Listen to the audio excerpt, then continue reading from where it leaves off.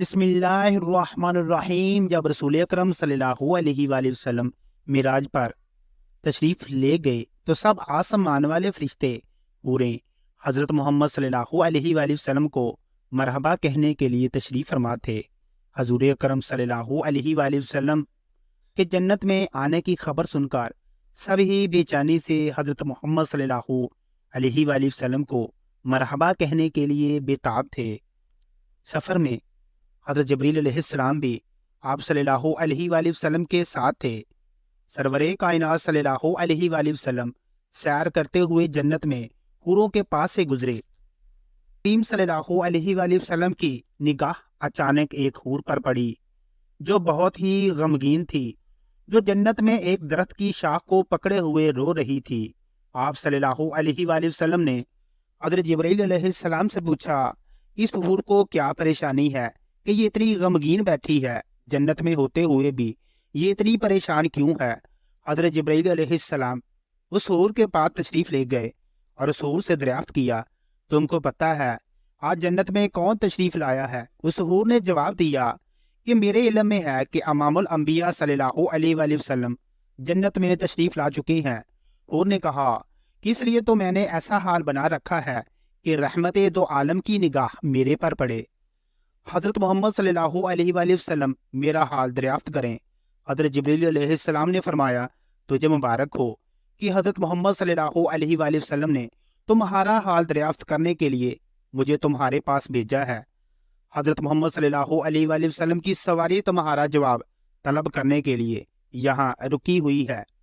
حور نے اپنے آنسوؤں کو صاف کرتے ہوئے کہا کہ میں خود اپنی درد بری کہانی آقائے دو جہاں کو سناؤں گی۔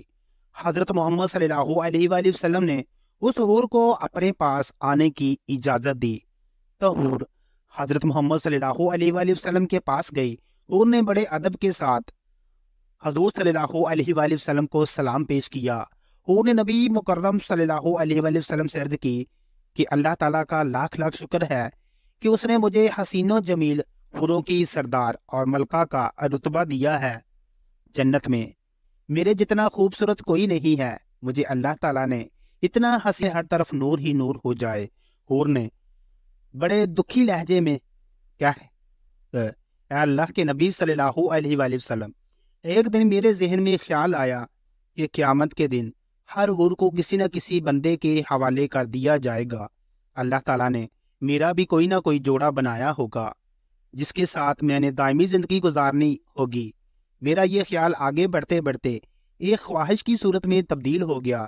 میں نے ایک دن اللہ تعالیٰ کی بارگاہ میں یہ سوال کیا کہ یا اللہ، تیرا لاکھ لاکھ شکر ہے کہ تو نے مجھے جنت کی سب حوروں سے زیادہ حسن و جمال عطا کیا، کہ اتنا حسن و جمال جنت میں کسی بھی حور کو نہیں عطا کیا ہے۔ یا اللہ، میرے دل میں کافی مدت سے ایک سوال اٹھ رہا ہے کہ تو نے ہر حور کا ایک ایک جوڑا بنایا ہے جو زمین پر مردوں کی شکل میں پیدا کیا ہے، مرنے کے بعد وہ جنت میں حوروں کے خامند ہوں گے۔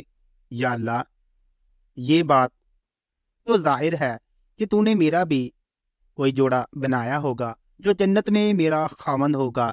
یا اللہ تعالیٰ، اس بندے کی ایک جھلک مجھے بھی دکھا دے۔ اللہ تعالیٰ نے میری دعا کو قبول فرمایا اور حکم دیا کہ سامنے جو آئینہ لگا ہے اس کو دیکھ لو، اس آئینہ میں تجھ کو تیرے جوڑے کی صورت نظر آئے گی۔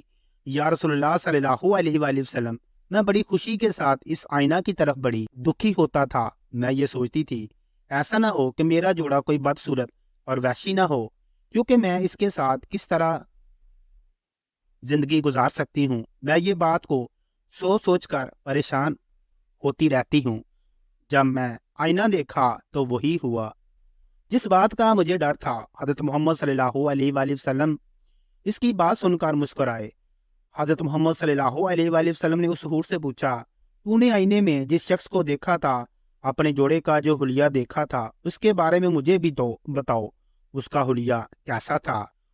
حور نے آہ بھرتے ہوئے رسول اللہ صلی اللہ علیہ وآلہ وسلم سے عرض کی کہ اس کا رنگ سیاہ فام تھا، اس کی چھوٹی چھوٹی آنکھیں، موٹے موٹے ہونٹ، چوڑے چوڑے دانت، چپٹی ناک اور چہرہ تنگو تاریخ، اس کی پیشانی چوڑی تھی، قد و قامت میں بھی وہ بالکل خوبصورت نہیں لگتا تھا، مجھے تو وہ حبشی نسل سے لگتا تھا۔